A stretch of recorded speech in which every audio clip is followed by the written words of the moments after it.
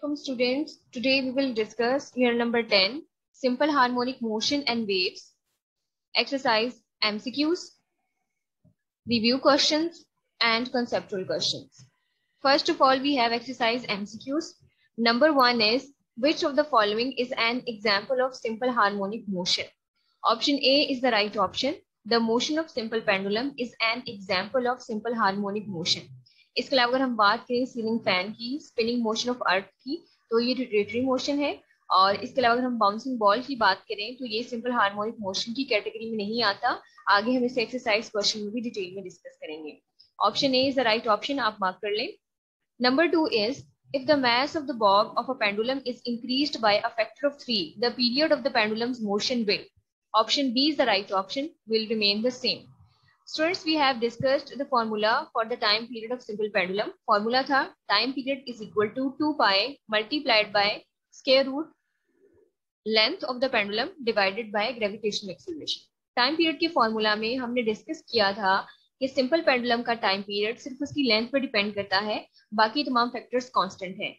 उसमें हमने मैथ का कोई फैक्टर डिस्कस नहीं किया था. सो time period is independent of math. Math को हम चाहे इंक्रीज करें या डिक्रीज करें, टाइम पीरियड पे कोई इफेक्ट नहीं होगा. राइट ऑप्शन इज बी, आप मार्क कर लें.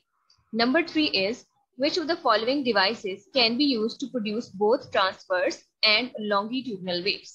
Option C is the right option. A helical spring or slinky can be used to produce transverse and longitudinal waves. ये हमने चैप्टर में भी डिस्कस किया है. Number 4 is waves transfer. waves transfer energy. Option A is the right option. हमने activities की help से इसे डिस्कस किया है कि एक एंड पे हम सोर्स के थ्रू वेव्स प्रोड्यूस करते हैं और फिर वो वेव्स ट्रैवल करती हैं टुवर्ड्स द अदर एंड्स, और ये ट्रैवल करते हुए अपने साथ एनर्जी लेके जाती हैं without the transfer of matter. Number 5 is, which of the following is a method of energy transfer? Right option is D, all of these. If you talk about conduction, तो conduction वो method है जो energy transfer करता है इन conductors. Radiation के through sunlight आती है, sun energy आती है. वेव मोशन भी एनर्जी ट्रांसफर का एक मेथड है. सो right option is D, all of these. Next we have number 6. In a vacuum all electromagnetic waves have the same. Right option is A, all the electromagnetic waves have the same speed in vacuum. Frequency, amplitude और wavelength different हो सकता है. Number 7 is, a large ripple tank with a vibrator working at the frequency of 30 Hz produces 25 complete waves in a distance of 50 cm.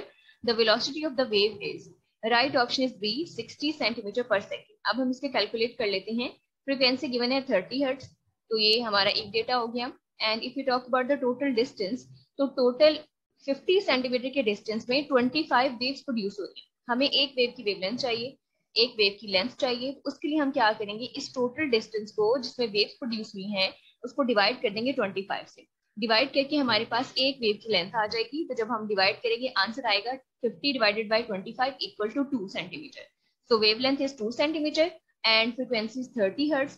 तो हम simply क्या करेंगे, speed find करने के लिए f इंटू लेमडा, तो मल्टीप्लाई करेंगे 30 इंटू 2, आंसर आएगा 60 सेंटीमीटर पर second. Number 8 is, which of the following characteristics of a wave is independent of the others? Right option is C, amplitude.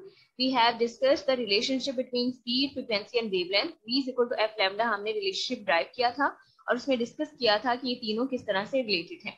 उसमें एम्पलीट्यूड शामिल नहीं था, so option C is the right option. At last we have the relation between V, f and lambda of a wave is.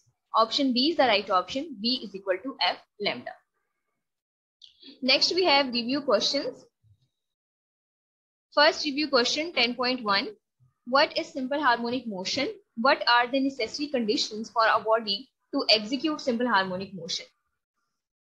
इस question का answer है page number 5 और 6 पे. ये हम डिस्कस कर चुके हैं. अब 5 और 6 पे ये क्वेश्चन मार्क कर लें फॉर द आंसर.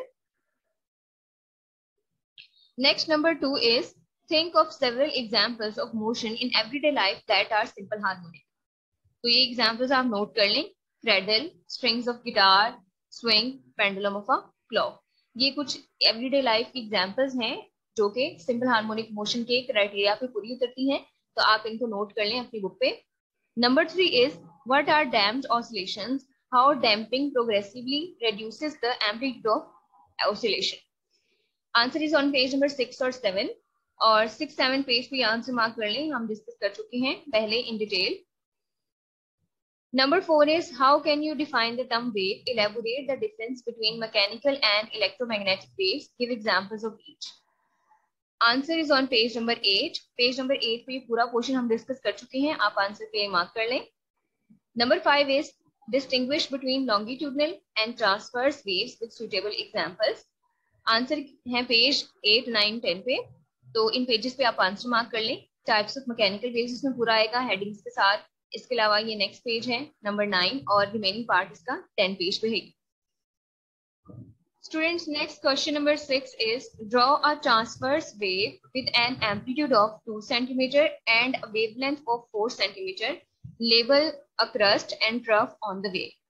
वेवलेंथ हमें दी हुई है 4 सेंटीमीटर और वेव का एम्पलीट्यूड होगा 2 सेंटीमीटर, यानी वेव का मीन पोजीशन से मैक्सिमम डिस्प्लेसमेंट 2 सेंटीमीटर होगा और वेव की टोटल लेंथ आएगी 4 सेंटीमीटर. तो यहाँ पे आप देख सकते हैं एक वेव हमने ड्रॉ की है, ये टोटल वेव की लेंथ है 4 सेंटीमीटर, ये नीचे लेबल किया गया है और हमने क्रस्ट और ट्रफ बनाने हैं लाइक दिस. आपको आइडिया है ट्रांसवर्स वेव में मीडियम के पार्टिकल्स की वाइब्रेटरी मोशन वेव की डायरेक्शन ऑफ प्रोपेगेशन के परपेंडिकुलर होती है. तो ये वेव जा इस डायरेक्शन में रही है लेकिन पार्टिकल्स इस तरह से अप एंड डाउन मूव कर रहे हैं. हम वेव ड्रॉ करेंगे और वेव ड्रॉ करते हुए हमें इस चीज का ख्याल रखना है कि वेव का क्रस्ट और ट्रफ बनाते हुए मैक्सिमम जो डिस्टेंस आएगा फ्रॉम मीन पोजीशन वो 2 सेंटीमीटर आएगा. तो चाहे वो ऊपर की तरफ ट्रैवल हो या नीचे की तरफ हो, मैक्सिमम जो डिस्प्लेसमेंट मीन पोजीशन से है वो 2 सेंटीमीटर होगा, यानी कि एम्पलीट्यूड 2 सेंटीमीटर होगा. तो यहाँ से हमने ड्रॉ किया है, मैक्सिमम जो पॉइंट है वो 2 सेंटीमीटर के डिस्टेंस पे है. फिर हम नीचे देखिए तो हमारे पास ये ट्रफ आ रहा है और ट्रफ भी मैक्सिमम मीन पोजीशन से नीचे 2 सेंटीमीटर के डिस्टेंस पे है. तो ये हमारा एम्पलीट्यूड हो गया और ये टोटल इसकी वेवलेंथ होगी 4 सेंटीमीटर. ये क्रस्ट है और ये ट्रफ है. Next we have 10.7 derive a relationship between velocity, frequency and wavelength of a wave. Write a formula relating velocity of a wave to its time period and wavelength. ये form हम drive कर चुके हैं in the chapter on page number 11 and 12. आप इसको answer के लिए mark कर लें. Next, 10.8 what are means of energy transfer without transfer of matter? Justify this statement with the help of a simple experiment. तो ये टॉपिक है waves as carriers of energy on page number 10 and 11. आप इसको mark कर लें for the answer. Next we have 10.9 explain the following properties of waves with reference to Ripple-Tech experiment. Ripple-Tech experiment के reference से हमने reflection, refraction और diffraction को discuss कर लिया है in topic 10.5 on page number 12, 13 and 14. तो आपको कंप्लीट टॉपिक्स के आंसर के लिए मार्क कर लें. Number 10 is does increasing the frequency of a wave also increase its wavelength? If not, how are these quantities related? Frequency increase करने से wavelength increase होती है या नहीं, हमने पहले ये देखना है. और अगर इंक्रीज और डिक्रीज नहीं होती इस तरह से रिलेशनशिप में क्वांटिटीज, तो हमने इनको चेक करना है किस तरह से रिलेटेड है. So we have discussed the formula V is equal to F lambda. No, by increasing the frequency, the wavelength decreases as given by the following relation. हमने रिलेशन ड्राइव किया हुआ है V is equal to F lambda, speed is equal to frequency into wavelength. तो अगर हम यहाँ speed को as constant treat करें, लैम्डा को हम इस साइड पे ले आए V ओवर लैम्डा, तो हमारे पास रिलेशनशिप आएगा frequency is inversely proportional to lambda.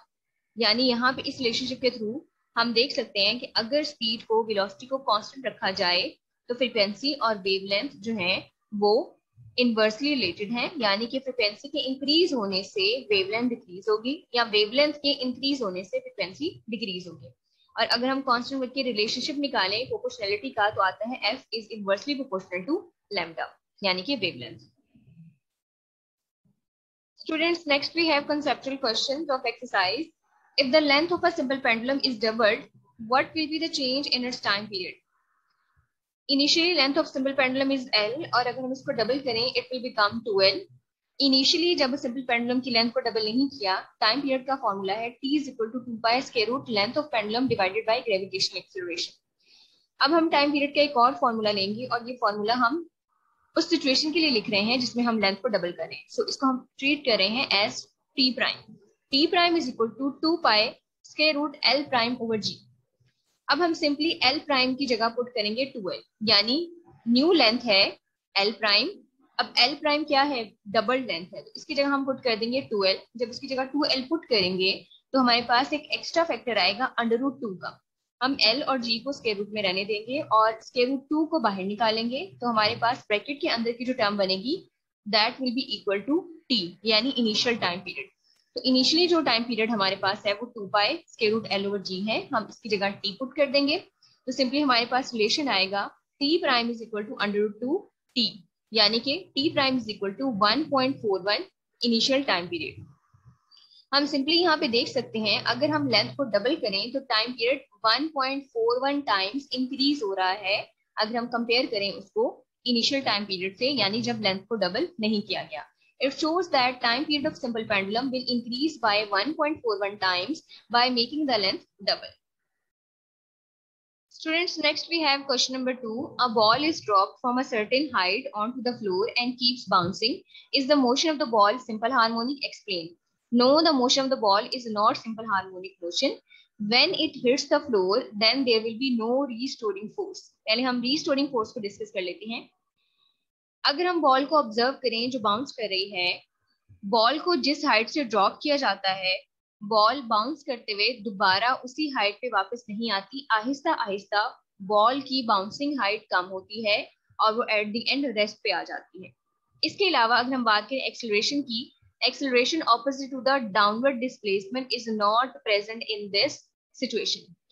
अब अगर हम बात करें हाइट की, जिस हाइट से इस बॉल को ड्रॉप किया गया है, अगर उस हाइट को हम एज मीन पोजिशन लें तो बॉल की मोशन उस मीन पोजीशन के एक ही तरफ है, यानी एक ही एक्सट्रीम पोजीशन है, ऊपर की तरफ, यानी उस हाइट से ऊपर की तरफ बॉल की मोशन नहीं है, यानी दूसरी एक्सट्रीम पोजीशन नहीं है, ये टू एंड फ्रो मोशन नहीं है।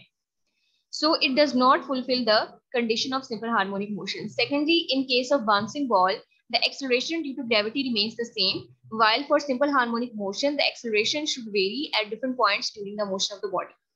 अब हम बात कर लेते हैं एक्सेलरेशन और डिस्प्लेसमेंट की। अभी हमने डिस्कस किया अगर हाइट को जहां से हमने बॉल को ड्रॉप किया है उसको हम एज मीन पोजीशन ट्रीट करें तो बॉल सिर्फ एक एक्सट्रीम पोजीशन की तरफ जा रही है, सिर्फ एक साइड पे डिस्टेंस ट्रेवल कर रही है, डिस्प्लेसमेंट कवर कर रही है, दूसरी साइड पे बॉल नहीं जा रही, तो इस केस में हम कह सकते हैं ये सिंपल हार्मोनिक मोशन नहीं है।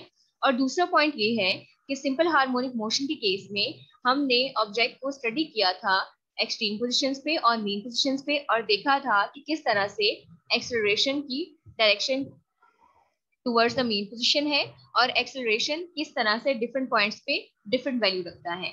हमने सिंपल हार्मोनिक मोशन में देखा था कि एक्सेलरेशन की वैल्यू डिफरेंट पॉइंट्स पे डिफरेंट होती है, लेकिन अगर हम बाउंसिंग बॉल की बात करें, एक तो ये जिसकी दूसरी एक्सट्रीम पोजीशन नहीं है, दूसरा पॉइंट ये है कि बाउंसिंग बॉल के केस में एक्सेलरेशन ड्यू टू ग्रेविटी है।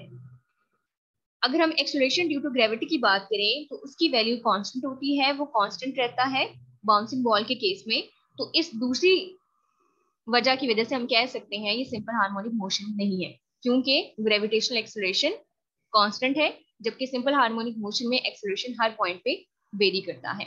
Number 3 question is a student performed 2 experiments with a simple pendulum. She used 2 bobs of different masses by keeping other parameters constant.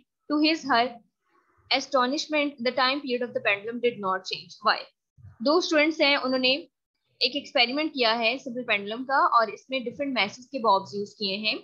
हमने बताना है कि टाइम पीरियड क्यों change नहीं हो रहा। We know the formula of time period is T is equal to 2 pi square root L over G. Time period of simple pendulum depends upon length of pendulum. यहाँ पे पाई भी constant है और G gravitational acceleration है, ये भी constant है, तो टाइम पीरियड सिर्फ लेंथ पे डिपेंड करता है। अगर लेंथ चेंज होगी तो टाइम पीरियड चेंज होगा।